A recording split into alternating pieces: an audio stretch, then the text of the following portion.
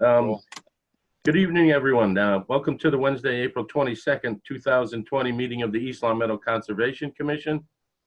We have a few items to discuss on our agenda this evening. Commissioners Lynch, Cognati, Bosworth, O'Brien, and Craig Jernstrom in attendance. I don't believe we have to do the recording announcement to ask if anybody's recording it.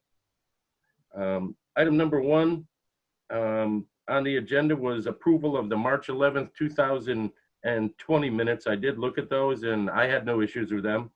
Did anybody else? Yep. I had one question, Craig, on other business under that 34 Howland Terrace. Oh, actually, no, I'm good. That was for something else. No, I'm good.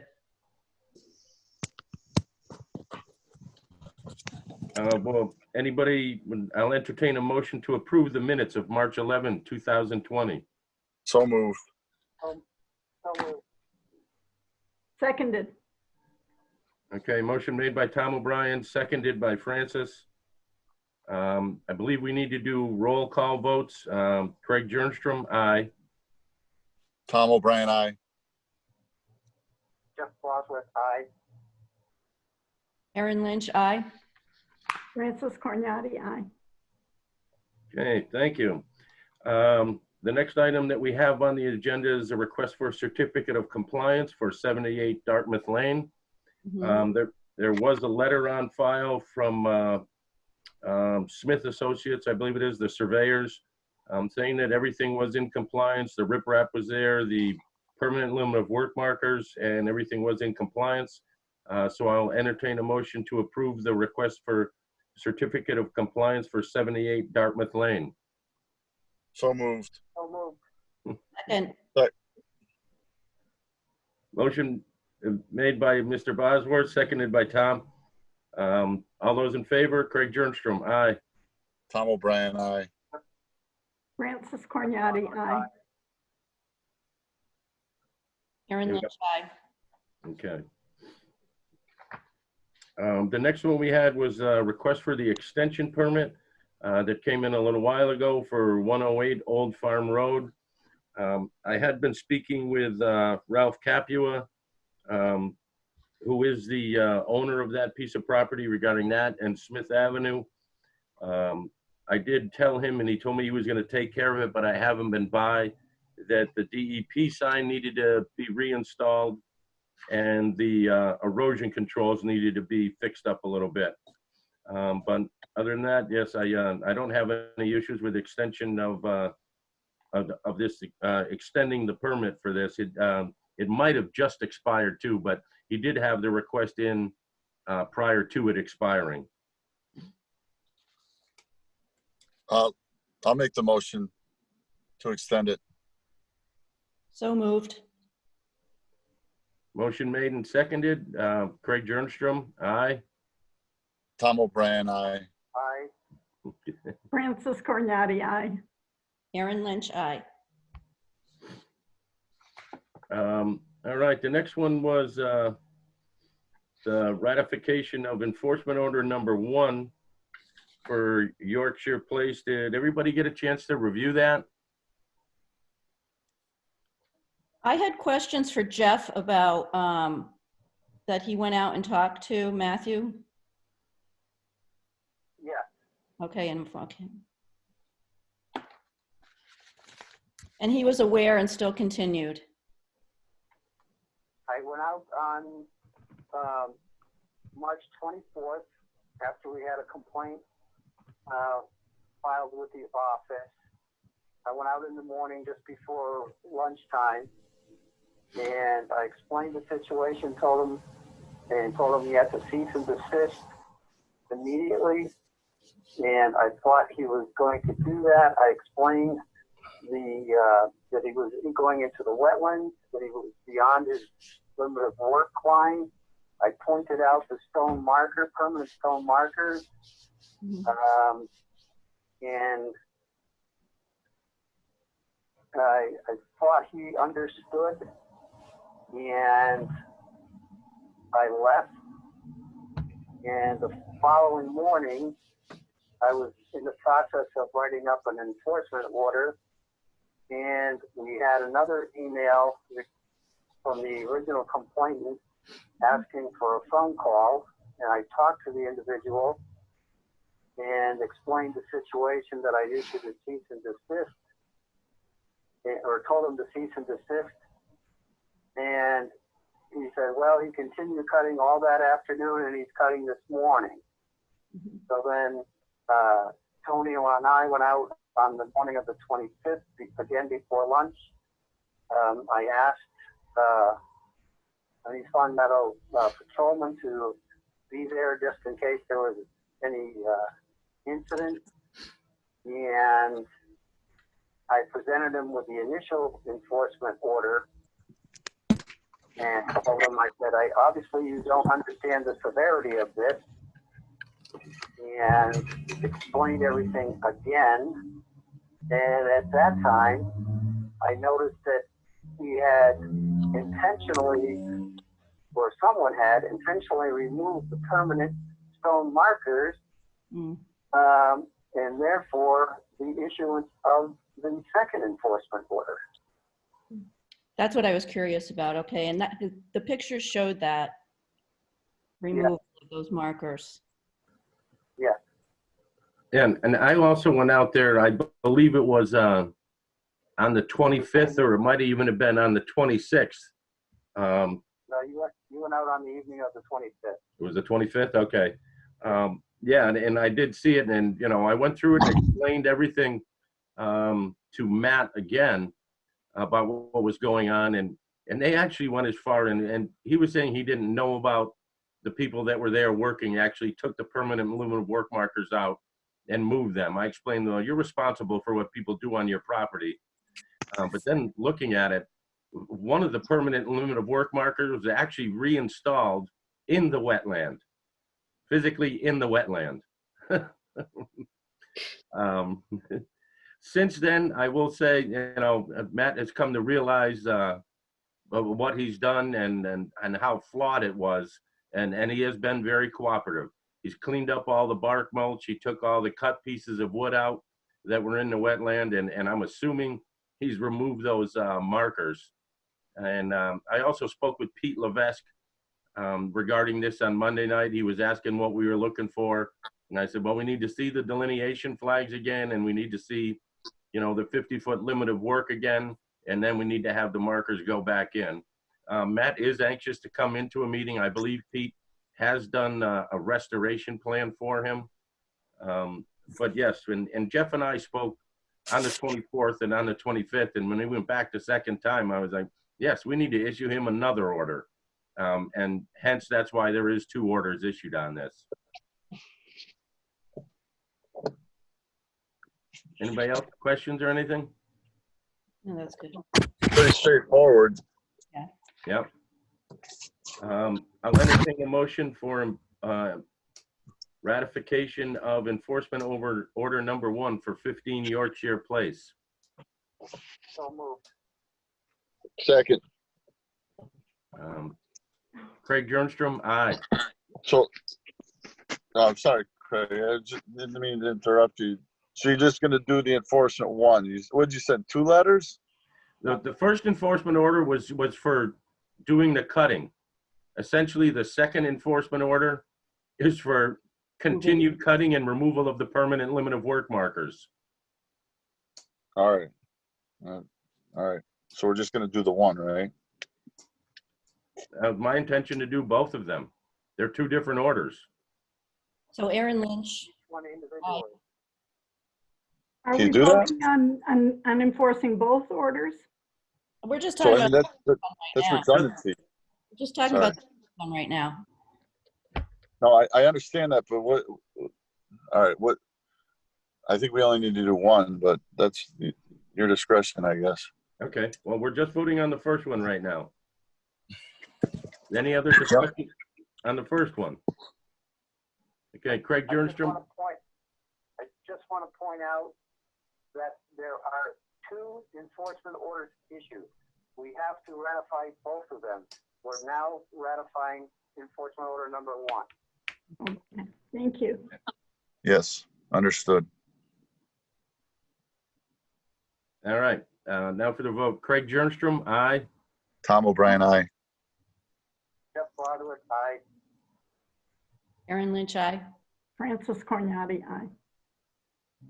And now, as we said, and the second one, obviously it's for the same piece of property, but after Jeff went out there and served the first one, and we had the discussion that, yes, he continued cutting after the first day, and then which I find even more severe is the fact that he removed the permanent limb of work markers. And that's where I really thought this is a no-brainer. We need to issue another enforcement order here. I have just a question now, and you guys said that supposedly the workers took the metal markers and moved them even farther out and actually planted them in the buffer zone? Like someone said that they were replaced into another area? What happened was I pointed him out to Matt on the first day because he wasn't understanding why he couldn't cut. I said, these are these permanent limited work stone markers, and they were sticking up. One was sticking up about 6 inches above the ground. The other was probably a foot to 18 inches out of the ground. They were the original stone markers from when the house was originally built. Mm-hmm. And I told him that no work could be done beyond that without requesting permission from the Conservation Commission. And I pointed that out to him on the first day. When I went back the second day, after issuing the first enforcement order, the workers were still in the back there. And I walked back through the area and noticed the markers were removed. They were intentionally removed. I could not see them. I did not know where they went. I told him, again, those markers have to be put in place. He said, well, I don't know what happened to them. It doesn't matter. You need to find them, and they have to go back into the original location. That's why I had pictures from the first day, and I took pictures from the second day, clearly showing where they were and where they weren't. And then when Craig went out later on, he found one of the markers that had been taken out was put way back, further back into the wetland. In other words, they were trying to move the limit of work line. That was my question. Is that where we saw in the pictures kind of the square holes in the ground, Craig, on your pictures? Yes, it's a square piece of concrete. Yep, like 4 inches by 4 inches. Right, and then there was also, it looked like a hole, a metal thing around it. What I did is, there were two sets of pictures. One picture showed where the markers were, which you can clearly see the stone markers. Yeah.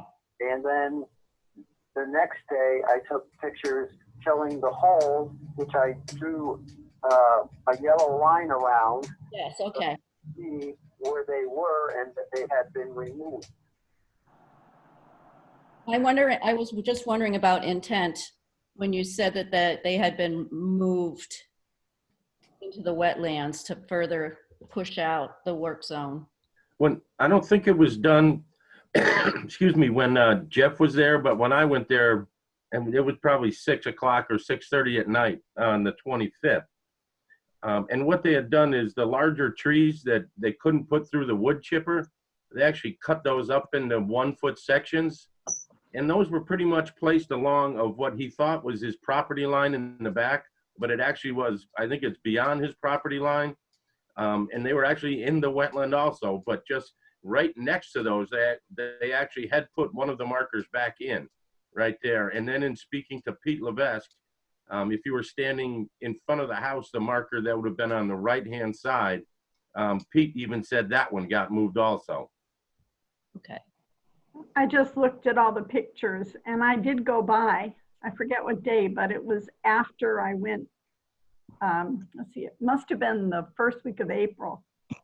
And I saw the situation. It's pretty serious. So I agree with the 2 orders, but I've already voted on the first one. So I understand what Jeff is saying and what Craig is saying. We need to really take action on both things. Both the original cutting the trees, you know, out of the limit of work line. And then after he was warned about the limit of work line, I don't think it was a coincidence that the markers were moved. It just somehow people thought, well, let's have a little more space here. I don't know, because they are moved. Whether it was the workers or it was him. Right. They were moved. So responsible for what happened. Yes, I agree. Yeah. You know what, me personally, I think we just need one. I mean, what's done is done. What we're gonna do is gonna remain the same, whether there's 1, 2, or 50. If you guys wanna do it in 2, 5, 10, the end result's gonna be the same, so.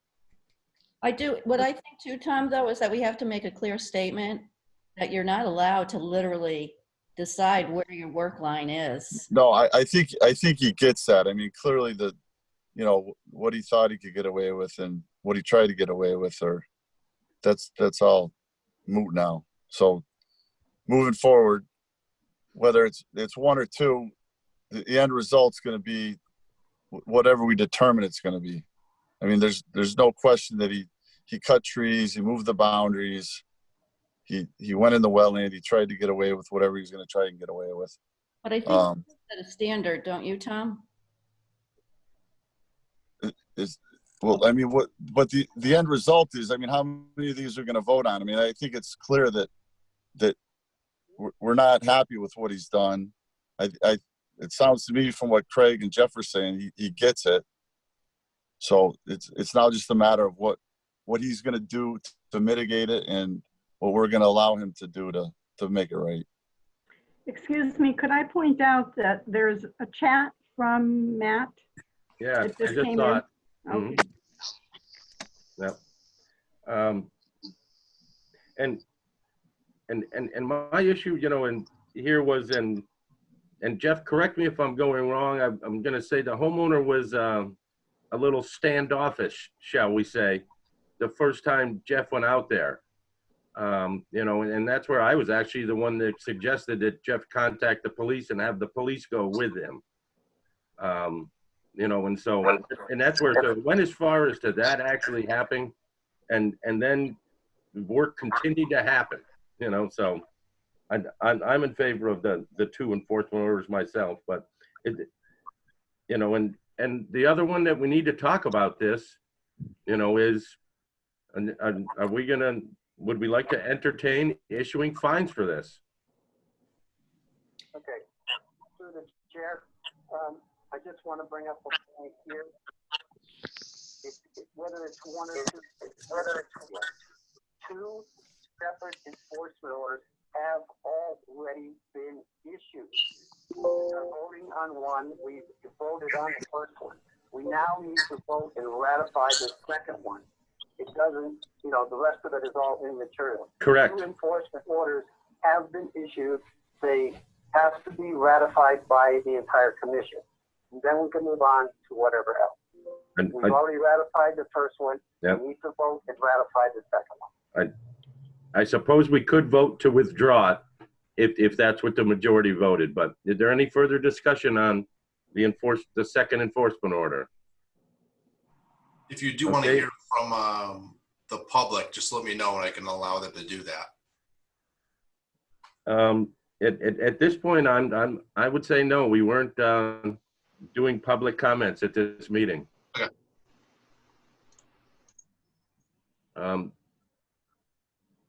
Craig Jernstrom, aye. Tom O'Brien, aye. Bosworth, Aaron Lynch, aye. Francis Cornati, aye. Bosworth, aye.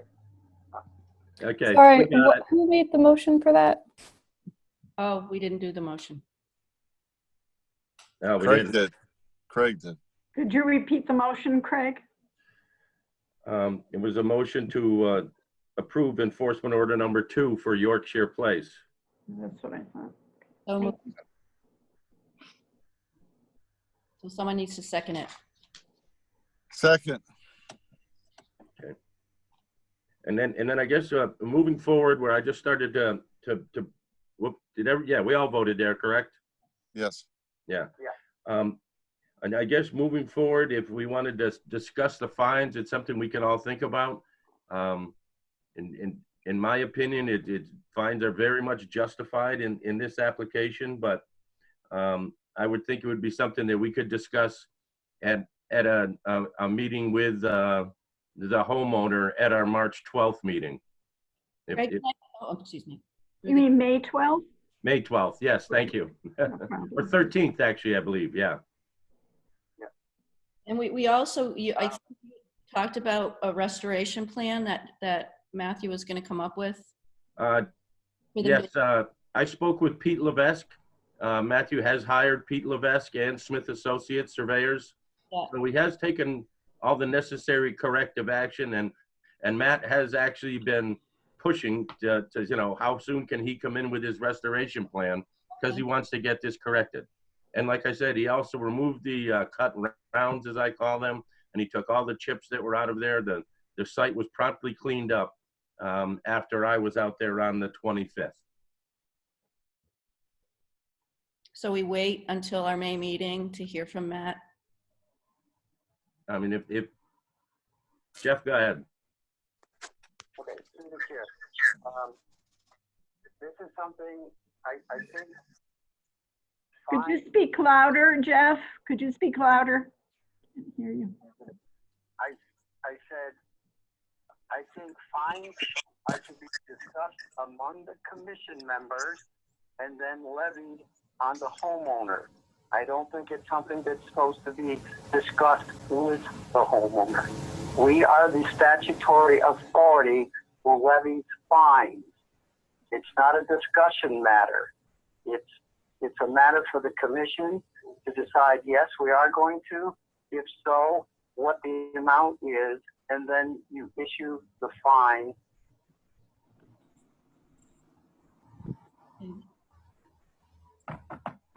Okay. Tom? Personally, I think that we're gonna make him do restoration. He's gonna be out some monies for sure. So whatever, I don't know. Me personally, I think rather than fining, you just assign a value and then have him put that into restoring the wetlands.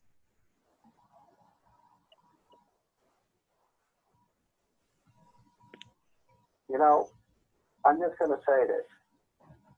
It's the Conservation Commission's duty to uphold the Wetlands Protection Act. Part of that duty is to levy fines if the commission feels they're justified, irregardless if there is a restoration plan. The situation is it was done without the intent or the approval of the commission. Therefore, at some point, we have to make a stand and levy fines. I feel very strongly about Jeff, yes, Jeff, I understand. I am not speaking for the commission. I am speaking for myself. All right. I understand everything you're saying. I'm acutely aware of how it works. So that is my opinion. All right. Make no mistake. And you don't take it personal. That is my opinion. That's all I'm sharing with you. That's all I can offer. I can't offer anybody else's opinion. I'd like No, to, I understand, but I was just, stating, I understood what you were stating. I understand all that. Okay. I'd like to ask a question. Francis, go ahead. Yep. My question is, if the owner has already agreed to restore and to take care of everything, is it normal? And I don't know because this is my first time in this kind of situation. Is it normal that we would levy a fine if he's already formally stated that he will comply to the order of conditions? I guess I will answer that, and I will say no. in my opinion, though, there have been many instances in the last 10 years on the board where we have not been issuing fines. And in my opinion, we absolutely should have. Oh, okay. Here's my input too, and I'm not sure if we make this decision tonight or in May. I thought it was going to be May. My issue isn't so much about the fine as much as that he was told what to do and then disregarded it and still continued to do what he wanted the next day. If I may, I would say I would agree with that. You know, cutting some trees down, it's happened before. Okay, we go out there and you stop. But Right. then if you just, and I understand he wasn't aware about the commission, but he saw badges, you know, Jeff's badge with his identification on it. And the homeowner could have taken the time and looked at it. He knew he was a town official, and the instructions from the town official were just basically ignored. That's That's where I don't have as much of an issue on the first order as I do on the second one in regards to fines. Another question. I don't know. I think that's a slippery slope we're going down. We're going to start being a fining authority. I say we leave that to DEP. I had another But I get it. question. Sorry. Go ahead, Francis. Yeah, another question. Did the owner receive both orders before he said he would comply? That's to Jeff. Did the owner receive both orders of condition before he agreed to comply with them? Yes, I went out there on the first day and verbally told him to cease and desist, stop cutting. Okay. And I left thinking that that was going to take place. Mhm. Then there was a follow-up complaint the following morning as I was in process of typing up the first enforcement order. And the individual stated that the cutting continued all that afternoon and was going on again the following morning. And that's when I went out and issued the first enforcement order. And subsequently, while there, observed that the permanent markers were intentionally removed. By who, I don't know. However, they were pointed out to the homeowner at the time on the first day.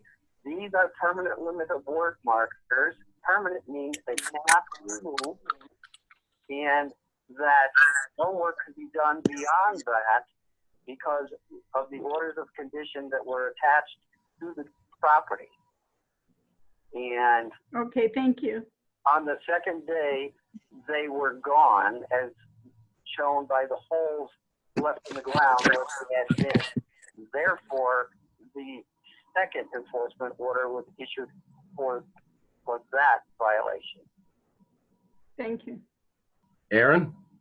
Just a quick question. So, you know, the conversation we're having now, maybe it's kind of thoughtful to wait until the May meeting? Or are you guys suggesting we vote on the fines now? God, no, don't do that. Just wait to hear from this guy. I'm very open to the suggestions either way. Personally, I don't have an issue with moving ahead with a fine or fines this evening. Okay. And, you know, and especially like Jeff explained also, I mean, after we were there and the permanent limit of work markers were clearly explained, you know, and I know the homeowner said he didn't understand what the commission was, but you had somebody to spend a significant amount of time out there explaining this, and essentially they were ignored. So here's my thinking about this. As a homeowner that used to live on a wetland barrier, I may not potentially have known in my past home about that, but if someone actually came out and said to me,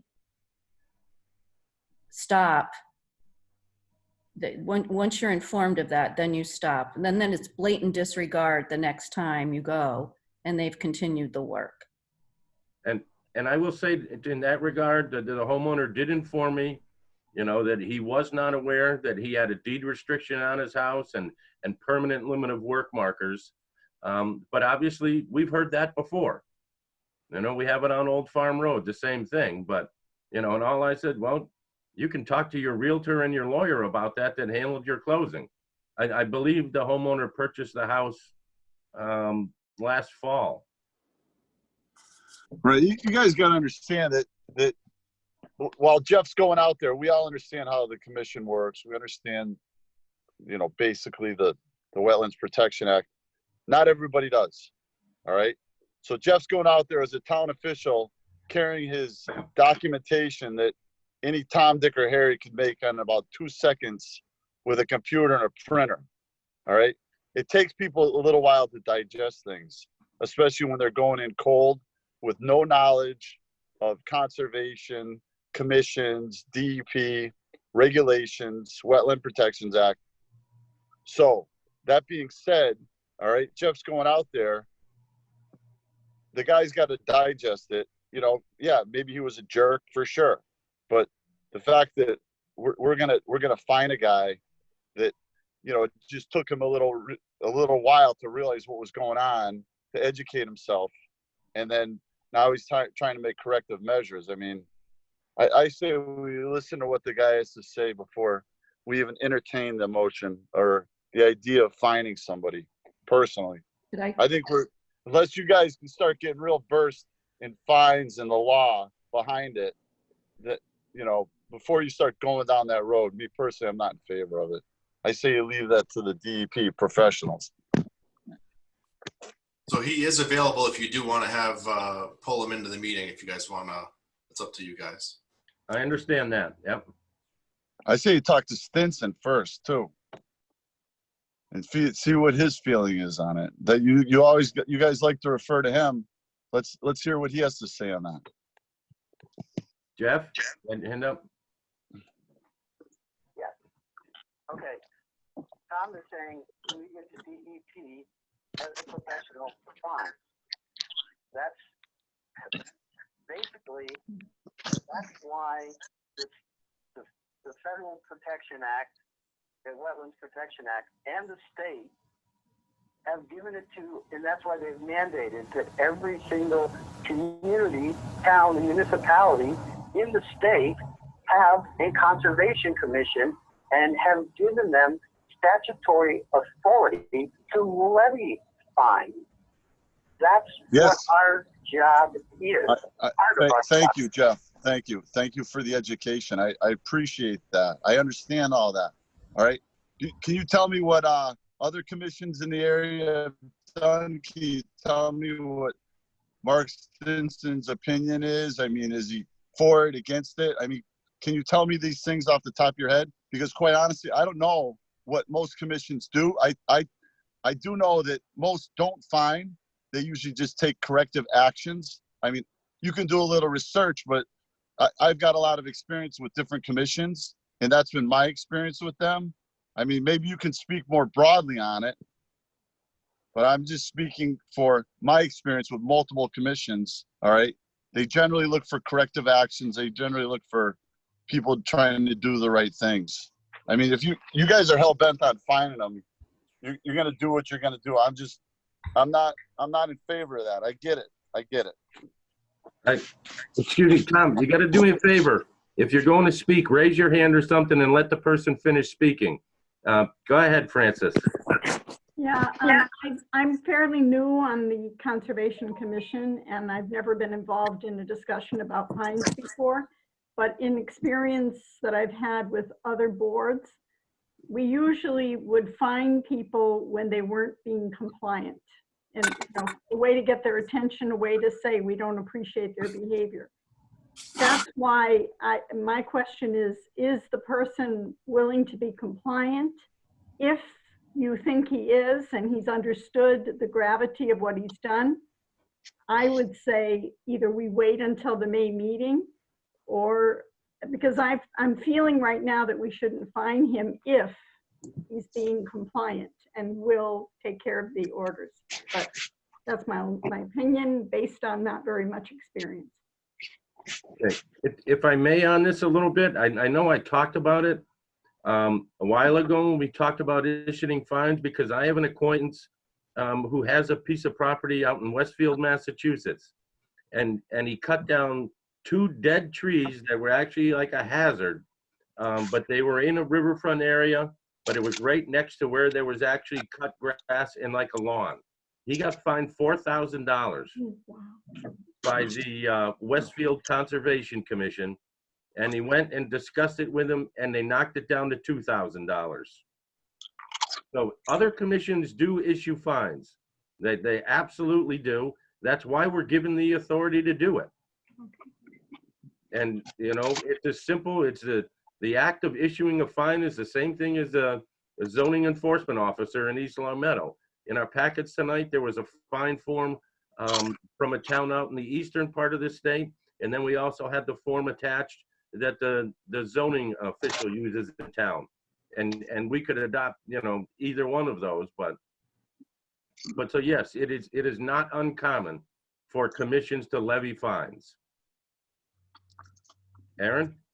My issue here, honestly, is not that I made a mistake, because I definitely wasn't aware of certain things, but as a homeowner, if someone walked onto my property with official ID and told me that it was not okay for me to be doing that, I would stop doing it and not try to get away with finishing what I had planned to do in the first place. So, and I can't assume at all this person's intention. All I know is that if someone came from the town to my home, because I did live on a wetland, and said, "You are not allowed to do this, here's my badge," and I looked at it, I would have stopped. So it's a no-brainer in my head, you know, as far as pushing it until I get as done as I can. And then, you know, so, and I don't want to assume the intention of the person. So you know, I feel part of me is being torn to wait till the May meeting, just so that I can kind of chew on it a little bit more. But I do feel like it's not so much because of the first enforcement order, it's the second one that really bothers me. Because it was, the work was continued regardless of Jeff's visit. And that is just like kind of flying in the face of the town authority. And we do have to have a certain standard, or people are just gonna, you know, not take us very seriously. So, but I also want to work with people, you know, so yeah, I'm done.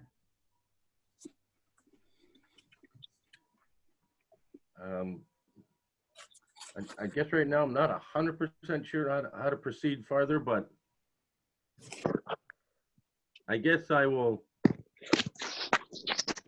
entertain a motion to put off discussion of levying in fines to the May 13th meeting, when the homeowner can be present.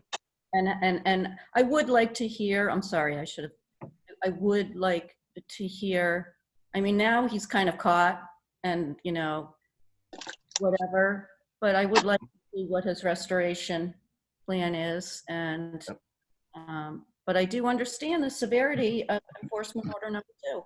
Yep. Yes, and he is watching the meeting now and has tried to chat, and we haven't allowed the public input. But I will entertain that motion to discuss the levying of fines at the excuse me, I keep saying March, the May 13th meeting with the homeowner present. So moved. Second. Is there any further discussion? All those in favor? Craig Jernstrom, aye. Tom O'Brien, aye. Jeff Bartlett, aye. Aaron Lynch, aye. Francis Cornati, aye. Aye. All righty. Next item is ratification of the enforcement order for Rosebud Builders for I believe it was lots 2, 18, and 19 was the enforcement order that I wrote up today. I don't know if anybody wanted to make any other corrections on it. But we can do that. And essentially this was last Monday, I believe it was, that I went out there after we had the rain on Sunday night into Monday, which was 1.5 inches of rain in about an 18 or so hour period. And this area between 18 and 19 is, if you keep going in, you don't turn into the development. The main part, you just go down to the little turnaround at the end. Yeah. And this is an area where we had some issues prior, and we did not issue an enforcement order at the time. Right. The issues that we had was the area where there's an outflow pipe that comes from an island in the middle of that little turnaround there, dumps out there, and the area where that was cleared extensively compared to what was shown on the plans. And what happened out there, the clearing actually went to about 12 feet away from the water, as opposed to the 25 feet where it should have been. So the soil all became disturbed there, and that sort of thing. But now that there's building going on there, and there's 2 houses being going up, one on lot 18 and one on lot 19, and this outflow is actually right between the 2 of them. And that combined with the fact that that the island in the middle of the turnaround, there's actually a drain in there where too much water goes in there, and water is actually supposed to flow off the street and into there. But obviously the problem that exists now is there's no grass or any growth or anything on that. So it obviously just pulls the red clay down from there and flows down in. And so in this storm, and I don't know if everybody got to see the pictures yet, but there is an area, I would say, that was at least 50 feet long by 20 to 25 feet wide, where just like we had in the previous instances out there, it was just, it was full of the clay silt. The water looked red, and it was a pretty substantial area. In going back there, I noticed that there was another area, probably 12 feet on the lot 18 side, where there was also erosion. So the clay silt was actually emptying the water in 2 different locations there. And when I was back there yesterday, we had a little bit of rain, I wanted to go back, and I put it in the enforcement order. The other thing that I discovered, that there's about 12 trees that were 1.5 inches or bigger that have actually been cut down there, outside the limit of work line. They should never have been cut. And then there also, and there are sections there that, and we talked to Mr. Joyce about this before, that the flagging has been insufficient and that sort of thing. And there are sections there that I know it's way inside the 25-foot limit of work line. And it's inside by 5 feet. It's, we're not talking inches here. And so hence that's the reason for this enforcement order. And what I put in here for corrective actions, that the restoration plan needs to be done for the trees. The restoration shall be done with an replanting of trees that were cut down, and vegetation to stabilize the area previously cleared. And the other one that I put in here, and it needs to happen, I believe, because we've been dealing with this erosion issue, as far as I'm concerned, for too long out here. And there's just been improper work happening. And so I put in here, a qualified erosion control specialist shall be hired by the applicant to submit a plan showing design of an erosion control system that will prevent reoccurrence. And then a professional environmental engineer shall be hired to delineate the 25-foot limit of work line. And now these conditions that are in here only apply to lots 2, 18, and 19 that were included in the filing of this notice of intent that the enforcement order was drawn up on. Questions from anybody? Personally, I think that moving forward, that we should all be in agreement on enforcement orders and letters being sent out. And I think that collectively as a group, we should be making a site visit where at least 3 or 4 members are seeing the same thing and are good with the enforcement letter as well as the verbiage in it, rather than becoming a board of one and a police of one. I'd personally like to see it. I understand what you're saying, Craig. I understand the area. I mean, that right there with that 1.5 inches of water is just about impossible to dam. I mean, he would have had to put a mountain of hay bales there because it's a valley, it's a funnel. All right. So me personally, I'd like to lay eyes on it. If he did go beyond the limit of work markers, I mean, it'd be pretty obvious to see that because they really shouldn't have moved. But I really think I would like to do a site visit with all the board members so we can all lay eyes on this and agree on the enforcement letter as well as the verbiage in it.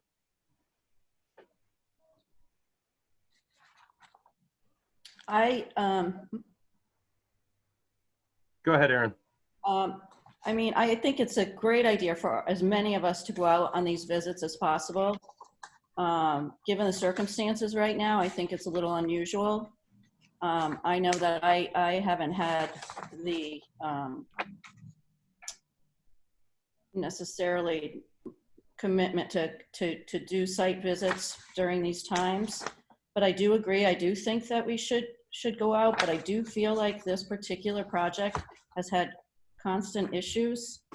And I just have one other question. Does this correlate with the 81 Harwich Road, red clay behind Alice Widmer's house?